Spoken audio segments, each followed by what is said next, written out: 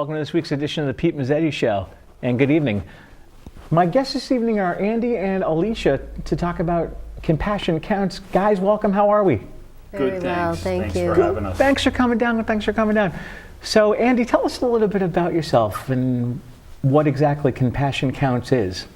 So my name's Andy Baccaro. I'm a director of a local agency that works with adolescents and young adults treating substance use. And I've known Alicia for a long time. She'll tell you about herself in a second. But her and I and a third colleague of ours, Tom Allen, got together probably close to a year and a half, 2 years ago, right? And started to talk about the idea of holding an event that would speak to adolescents and parents of adolescents about the pressures that adolescents are experiencing in our current culture.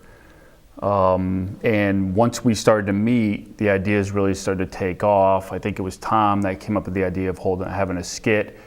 And so after months and months of planning, what it essentially boiled down to was we held an evening 2 weeks ago now? Yeah, it'd be 2 weeks ago. Yeah, and we had about over 200 people in attendance, and it was really centered around communication, how to communicate with your adolescent, grit and resilience, vulnerability. Those were some of the major themes. The idea that failure is very much a part of everyone's life, and rather than being ashamed of it, we can use failure, and we need to get back in touch with the fact that failure is a part of being human. And we introduced those ideas and those themes through a series of skits throughout the evening. Do you want to? No, good job. Excellent. Yeah. All right, Alicia, tell us a little bit about yourself. Yeah, my name's Alicia Farrell, and I'm a cognitive psychologist in private practice in Old Saybrook, and a professional speaker in Connecticut and nationally. Very nice. Yeah, that's right. You recently just got back from Costa Rica. speaking? No, I was there on vacation. Okay. Yeah, I did do a little talking, but I was with my husband, so I try not to talk too much. There you go. So tell us a little bit about the program that you guys just had and experienced, and maybe some of the experiences that some of the kids shared. And yeah, it was really a magical night, and one that we had worked really hard to prepare, but weren't anticipated for. We didn't anticipate the way that it would really evolve, and we had a panel of 6 teens, each from different schools along the shoreline, Sure. and they ended up really being the star of the show. They were incredibly eloquent and wise in what they had to say to all of us as parents and adults, and what their lives are like these days, and what they need in their lives, and what our job is. That was one of the questions that came out of the audience, and I thought that the teens answered that really well. One in particular said, really your job is to support us as we get to know who we are.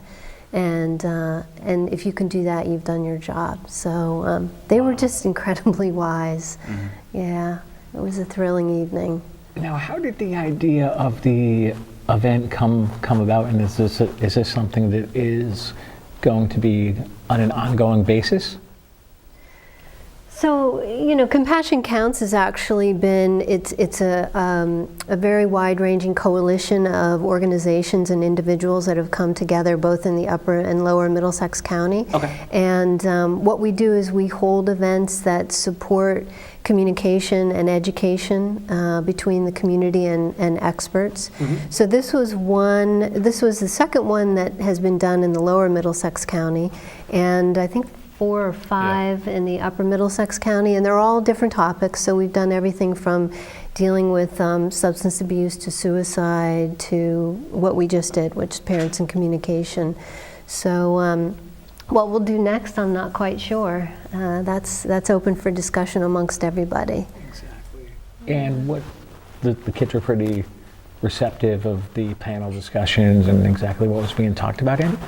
Yeah, without a doubt. As Alicia said, I had contacted folks in different communities just to see if anybody had a good idea of who some of the students, or some students that might be good for what we were looking for. Right.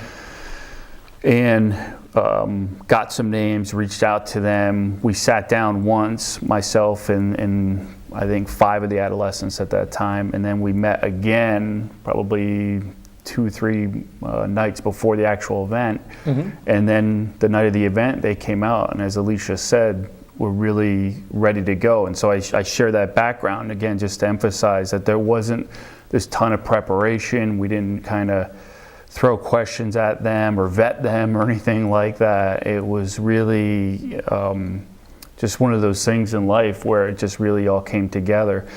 A lot of what I think they shared that night is really kind of collectively was really a request for adults to stop pretending we're perfect and that we can do everything and we know everything and that we have control of everything and to allow ourselves to be vulnerable. I think that was a big message that night, that a lot of them feel that our culture's really become performance driven, and that we're valuing that over things like emotional intelligence and moral development and things like that. A lot of kids were talking about the fact that they're in all these AP classes and they have to be either, a top academic in their class, a top athlete, a top social butterfly, the most attractive. They somehow have to perform and achieve at something. And again, I think they were just saying it's wearing them out. So that was the big message I took away. Yeah, I think the other thing that I got out of what they said too was that they were really asking us as adults and parents in their lives to just let go, let them figure some things out. They really communicated that we were way too involved in their everyday life, and they weren't, I don't think, as afraid of failure as we are afraid of them failing. And I think that that's something as parents that we need to take home and recognize that, they need space. They need to be able to explore, to fail, to pick themselves back up and build up their resilience. And that's what they were telling us. They were telling us just, back off a little bit. Give us a little space. Let us be ourselves. Exactly. And from just by doing some research, I guess you guys partner with the Community Foundation Middlesex County? Yep. Yeah. That's what it's called, right? Community Foundation Middlesex County, And Gilead. Yep. Community Services. Yep. So, yeah. Yeah, there was a lot of people that helped out behind the scenes. Yeah. I think Alicia, Tom, and I had the fun part a lot in terms of the creative process. But yeah, there were people from Community Foundation, people from Gilead. Lucy McMillan was a big help. Yeah, Lucy was. Dan Osborne, the CEO of Gilead, right? Yeah. And he was the moderator that evening. So it was just it was great in that sense too. That just a lot of community organizations came together to make it happen. Speaking of community organizations, if we don't mention this one, where I know the three of us are going to get in trouble, we got to mention Jackie Doan. Most definitely. Because if we don't, we're all gonna get in trouble. Yeah, and that's a great point. I mean, Jackie was there stuffing packets that night for us, kind of impromptu, and it was one of those things where last minute. I mean, everybody really just pitched in.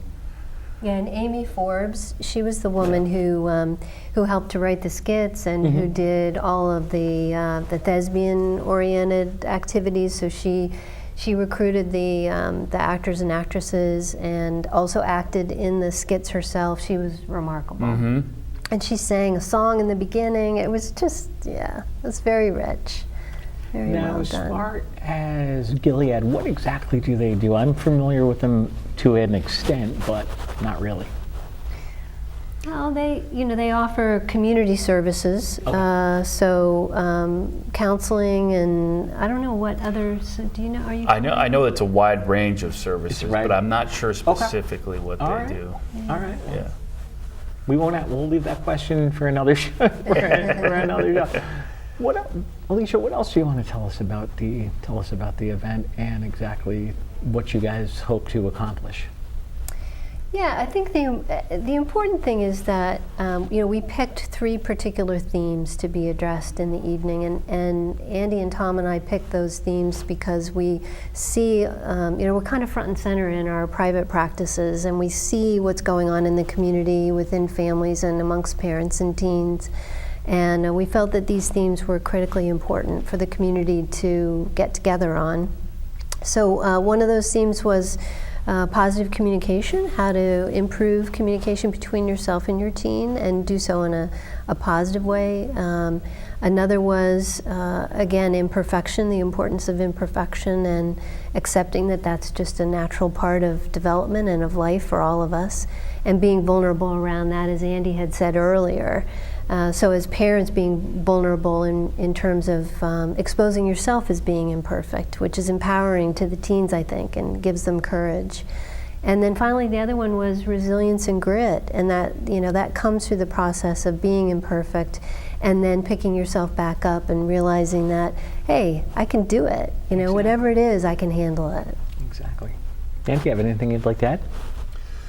I think the piece with communication was really kind of had a double impact in terms of that we were certainly trying to give people concrete steps of how to communicate. A lot of the skits we did that night covered things like collaborative problem solving and using iMessages, things like that. But also, more importantly, well, I think I've said more importantly, but it also was that, look, when you're going to have a meaningful conversation with your son or daughter, or certainly with anybody, there's going to be some vulnerability that's involved. And I think as adults, we struggle with that. I think there's a pressure we put on ourselves when we talk with our kids that we're supposed to have a complete understanding of every topic, and we're supposed to flow eloquently out of our mouths. And when the reality is, a lot of times, when we have conversations with our kids about substance use, sex, bullying at school, like those really hard topics, it's going to be difficult. It's going to be fits of starts and stops and trying to find the right words and getting anxious. Speaking of starts and stops, I'm going to stop you right there because we'll be right back after a short break. It's a beautiful day out here. Sunny today with light breezes, giving way to clouds in the afternoon. We could see some light precipitation to moderate precipitation later on, followed by powerful storm-like conditions. 90 miles per hour winds are expected. Authorities are asking everyone, stay indoors. Come on, that's it. Let's go.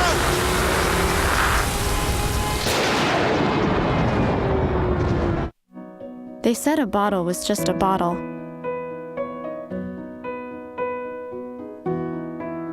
That no one would ever notice me.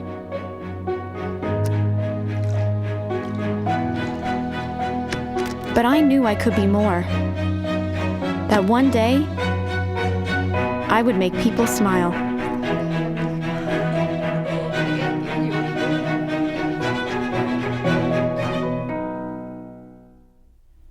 And welcome back to this week's edition of the Pete Mezzetti Show. Sitting here with Andy and Alicia. Guys, welcome back. How are we? Good, Very well, thanks. thank Excellent, you. excellent. Thank you. I'm good. So, guys, let's open up this segment about talking about the differences between teenagers now and teenagers in the past.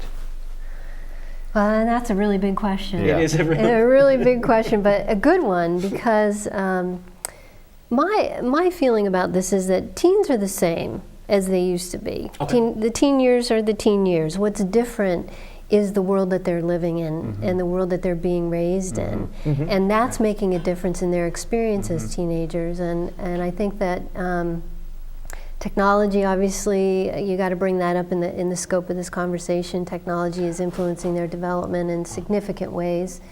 And of course, it's a fabulous tool to have, but it's not a lifestyle, and it's become a lifestyle in our culture, and it's having some significant negative influences on their socio-emotional development, and as we know from the research, possibly their cognitive development as well, their brain development. So one of the things that I know from my practice and from doing quite a bit of reading in the research is that we're seeing what's called an age compression with our teenagers, meaning that they're acting older and older at younger and younger ages, in great part because of what they're being exposed to through social media. And it's creating a really challenging parental environment, because you may have a 10, 11-year-old who's acting like a 16-year-old because they've been exposed online to lots of things that they're not developmentally prepared to handle. So I mean, that's my 2 pennies worth.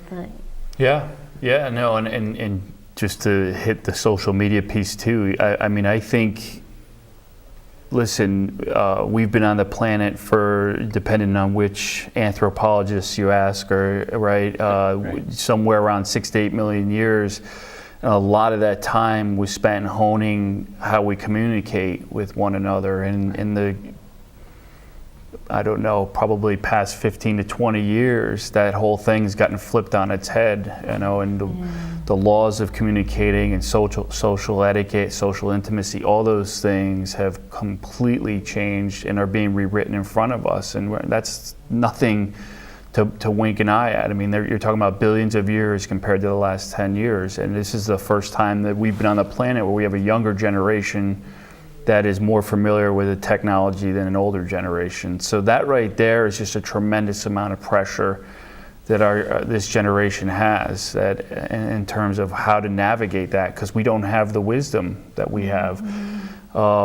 And look, every generation has, you know, it's not to, I don't like to get into comparison if it's worse or better. It's just, this is this generation's dilemma. And there's a lot, social media is one piece, but there's a lot of things that are at work. I think the whole, you know, self-esteem movement throughout the 90s and early 2000s did a lot to equate self-esteem with achievement. You know, we started handing trophies out to everybody to say, hey, this is how you feel good, but we forgot that the way humans learn and feel good too is how to manage adversity. And that got pushed to the side. So a lot of our kids equate, I need to feel good by achieving something, and not that I can feel good in a bittersweet sort of way through adversity and learn through my difficulties. So there's a lot of things that are different for this generation, without a doubt. Now let's talk about the difference between parenting in the past and parenting what it is today. Yeah, I mean, I think we're really in a complete transition stage here, you know. And again, we don't like to do this as humans. We don't like to take a look at the big picture. But if you look at the big picture, we had a system of parenting, you know, and a patriarchal, authoritative way of parenting for a long, long time. And we're in the middle of transitioning out of that. You know, it's not that dad sits at the head of the table and says, this is how everything should be, and I'm going to direct the family, and regardless of how people feel or any of those things. Now we're trying to parent in a different way. And a lot of our parents that I work with talk about feeling like they're being taught how to be therapists sometimes. And it's a real challenge that we're in. And so I think the biggest difference about parenting these days is, again, there's a lot of indecision because we are in this period of transition. I think too we're parenting from a place of fear these days. And specifically, we're parenting from a place that, you know, fear that our kids are going to get addicted to drugs and alcohol, from a fear that they're not going to do academically well enough to get into a good college. Fear that they're going to make a mistake that's going to influence their future irreparably, and some of that is it's coming from our culture. The fact that we've got such tight boundaries around our kids these days. Back when I was growing up, you could make a mistake, and it could be a big mistake. But you could recover from that mistake and quickly and be forgiven for it. And nowadays, the reality is the kids are really in a tight box, and parents are afraid. And so that forces parents to do more for their children than they should, because they feel like their job is to follow this step-by-step guide of how they should get their kids through high school, into a good college, and out into a good job. That being the most important thing, rather than their character development. So it is a performance-based environment that we're raising our children in. And it's forcing a lot of convoluted messages that are coming through parents to their kids. Now, what do you see as difficulties in teen challenges? I think some of what we spoke about, navigating social media. I mean, that's largely, again, learning how to ride a bicycle, learning how to play a sport, right. Learning how to do a lot of those things. Adolescents and young kids, I should say, are going to lean on their parents for a lot of those things. They don't really have us to lean on for social media. I mean, when's the last time you've heard a kid say, "Mom, what should I tweet tonight?" It's not going to happen. No. In fact, I probably just embarrassed myself because they stopped tweeting a long time ago. Now they're on to Instagram and all that other stuff. But so I think that's a journey they're all on their own with. Right. I also think our kind of appetite for sex in media is another huge thing that's progressed that I've watched. Since I was an adolescent and going through my professional years and everything, that's become just I think the good news is it's more accepted, but it's also just the pace of it is much more quickened. So, and then I think what Alicia has said a moment ago, that their burden is really that if they're not performing and excelling, well, then what are they? That's the culture we've set up for them. There's a vacancy if they're not the captain of the football team or the most attractive person in their class. Okay, and what else would we like to share with everybody, because we've got some time left. Okay. I think in terms of challenges that are specific to the teens themselves,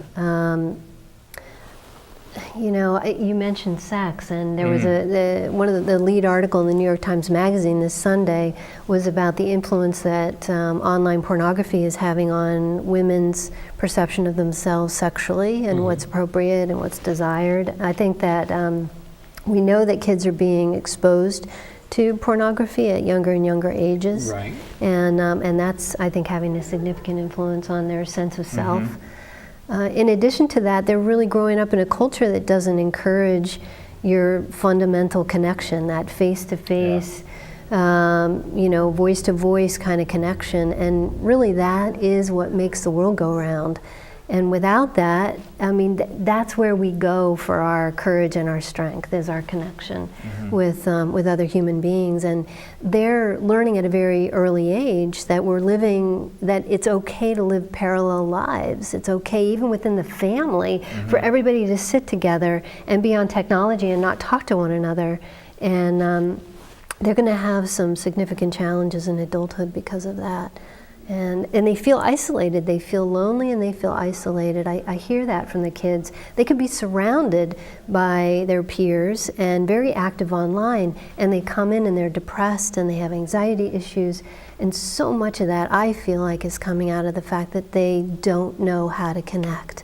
They haven't learned. And we as parents and adults have to do something about that, because it's a crisis in this country. We're having a mental health crisis because of it. What do you think needs to be done? I think we need to get back to fundamentals. We need to sit down and have dinner together.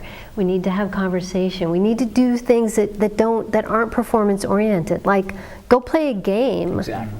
Go outside and kick a ball around and do absolutely nothing other than that. Have inane conversation that's meaningless, that is just about enjoyment. Relax, have some fun. Exactly. We've lost our focus on fun. Like, what about just yucking it up as a family? and doing something silly, having a water balloon fight, you know? I mean, just doing silly things like that that bring that pure energy into our lives. So it's like they said in Costa Rica, they had this saying, it was pura vida, and it's the pure life. And they know how to do it down there. They don't work at it. It just is in their culture, and that's what we need to work on. It just happens. We just need to work on that, all of us. It just happens. Andy? It's funny you said that, because a couple years ago I'd gone to Nicaragua, and I remember feeling like there was more of a soul in an earth floor house with 10 or 12 people living in it than there is in a 4,000 square foot house that has 4 or 5 people living in it, on the shoreline. And I just remember feeling that contrast. But yeah, I think just to add on what Alicia said, and she made the great point about anxiety. I mean, that's the other piece, right? We have tons of documentation that anxiety levels are higher than ever among young people, and so there's no big guesses then how we ended up having an opioid epidemic, right? When you have a drug that is going to be all about killing that anxiety, shutting it down, and sedating somebody, right? So, I mean, this is more of what we can expect, these kinds of things, where I think the younger generation indirectly is telling the adults, we don't like the world you're creating, and you guys need to take a hard look at yourselves and get, I like how Alicia put it, get us back to our roots. Yeah, we've created this culture now in this country where we don't need each other. Yeah. And it didn't used to be that way. It used to be that we needed one another. In a small town like this, it used to be that everybody played a role, and those roles were synergistic. And now we can do just about anything we need to do on our own, and it's really breaking us down. Guys, we're actually about to run out of time tonight. So, but before we do, I want to thank you guys for coming down, and hopefully we'll see you again soon. Thank you for having us. Absolutely. Thank We'd you. love to come back. Thanks for having us. Thanks This for was coming great, down. Pete. Thanks for coming down. On behalf of Andy and Alicia, I'm Pete Mezzetti. Thanks, good night, and we'll see you next time.